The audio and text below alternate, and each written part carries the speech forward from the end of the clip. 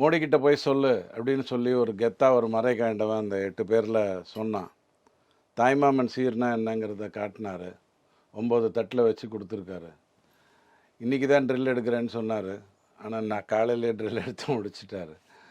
இது நம்ம முதல்லேருந்து சொல்லிகிட்டு இருந்தோம். நாம் இந்த பாகிஸ்தான் விஷயம், காஷ்மீர் விஷயம் நடந்ததுலேருந்து நாம் கொடுத்த நிறைய பேட்டியில் வியூஸ் கொஞ்சம் கம்மியாக வந்திருந்தது. காரணம் என்னென்னா, எல்லோரும் என்ன எதிர்பார்த்தாங்கன்னா, உடனே பயங்கர போர் நடக்கணும், அங்கே இருக்கிறவனெல்லாம் சாவடிச்சிடணும், இந்த ஜெய்சங்கர் படத்தில் வர்ற மாதிரி கிளைமேக்ஸ் இருக்கணுங்கிற மாதிரி நினச்சிட்டாங்க. இந்தியா பாகிஸ்தானை அப்படி ஒரு நாடாகவே போர் செய்யக்கூடிய ஒரு நாடாகவே அதை பார்க்கல. அதை இழிவுபடுத்தும் நோக்கம் இல்லை. ஏன்னா அந்த நாடு கடந்த 76 வருடங்களில் தன்னை முன்னிறுத்தி கொள்ளக்கூடிய எந்த விஷயத்திலையும் நீங்கள் சொல்லலை. இப்போ ஜெர்மனி அப்படின்னா உடனே உங்களுக்கு ஞாபகங்கள் வரும். அது எலக்ட்ரோல்ஸில் ஞாபகம் வரலாம், அல்லது நீங்கள் யூஸ் பண்ணுற நிறையா எக்யூப்மெண்ட்ஸில் ஞாபகம் வரலாம். வேறு ஒரு நாட்டினுடைய பேரை சொன்னால், ஒவ்வொரு நாட்டினுடைய பேரை சொன்னால் ஒன்று ஞாபகம் வரும். அப்படின்னா பாகிஸ்தான் என்று சொன்னால் உங்களுக்கு என்ன ஞாபகம் வரும்னா டெரரிசம் அப்படிங்கிற அளவுக்கு அதை கொண்டு வந்திருந்தாங்க. அதை கிட்டத்தட்ட ஒரு 9 இடத்துல, நான் முதல்லேருந்தே சொன்னேன், சர்ஜிக்கல் ஸ்ட்ரைக்கில் ஒரு இடத்த தான் அவர் அடித்தார். யார் தப்பு பண்ணாங்களோ அந்த தப்பு செய்த அந்த ட்ரைனிங் இன்ஸ்டியூட்டை மட்டும் தூக்கினார். இந்த வாட்டி என்ன பண்ணாருன்னா, யாரெல்லாம் அதற்கு உதவி செய்தார்களோ அதை கரெக்டாக கால்குலேட் பண்ணார். 13வது நாள் நம்மளதில் அஸ்தியை கரைப்போம், கரெக்டாக கொண்டு வந்தார், தட்டினார், தூக்கினார். இதுதான் புத்திசாலித்தனத்தினுடைய நோக்கம். சிந்தூருங்கிறது பொட்டு, நீ தானே சொன்ன, பொட்டை எடுத்துகிட்டு நீ தானே சொன்ன மோடிக்கிட்ட போய் சொல்லுன்னு. அதனால தான் அதுக்கு சிந்தூர்னு பேர் வச்சாங்க.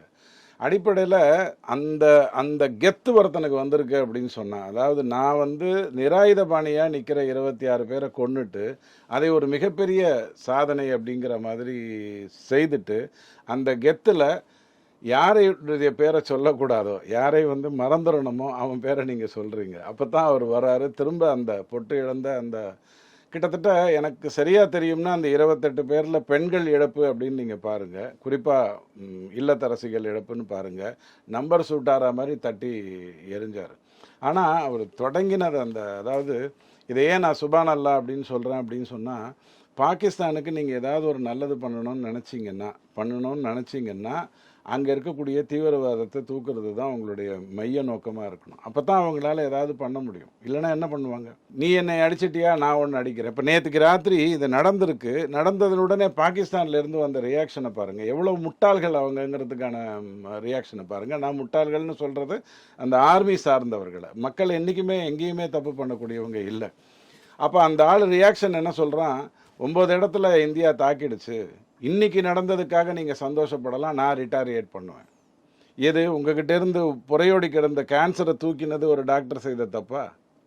உங்களோட புறையோடி கிடந்திருந்த அந்த தீவிரவாத சிந்தனைங்கிறத தூக்கி எறியணும்னு நினச்சது ஒரு தப்பா? அதுக்கு நீ ரிட்டாரியேட் பண்ணுவேன் அப்படின்னு சொன்னால், நான் ரொம்ப நாளாக யோசிச்சுக்கிட்டு இருந்தேன். அட்லீஸ்ட் ஒரு 4-5 நாளாக என்னது இவர் ட்ரில்லெல்லாம் பண்ண சொல்கிறாரு, 244 இடங்களை இந்தியாவில் தேர்ந்தெடுத்து எங்கே கெமிக்கல் ரியாக்ஷன்ஸ் வரக்கூடாது, அதாவது அங்கே தாக்கினா அது எவ்வளோ பெரிய பாதிப்பாக இருக்கும் அப்படிங்கிறத பிளான் பண்ணி பாகிஸ்தான் பண்ணுமோ அந்த இடத்துல ட்ரில் நடத்த சொல்கிறாரு.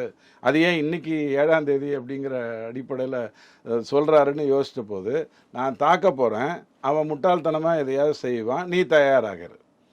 இவ்வளவு அழகாக எனக்கு தெரிஞ்ச பாகவதத்தில் கிருஷ்ணர் செய்ததை நான் பார்த்துருக்கேன். பதிலுக்கு பதில்னா அது தெல்ல தெளிவாக இருக்கும், அடுத்த கேள்வி எழாத அளவுக்கு இருக்கும். அதைத்தான் செஞ்சார். மர்கஸ் சுபான் அல்லால தான் தொடங்கினார். கிட்டத்தட்ட ஒரு 100 கிலோமீட்டர் உள்ளே புகுந்து அடித்தது பகல்வார்பூரில் நம்ம இவங்களுடைய முக்கியமான இடம் இருக்குது, ஜேஇஎம்முடைய முக்கியமான இடம் இருக்குது, அந்த இடத்த தூக்குறாரு.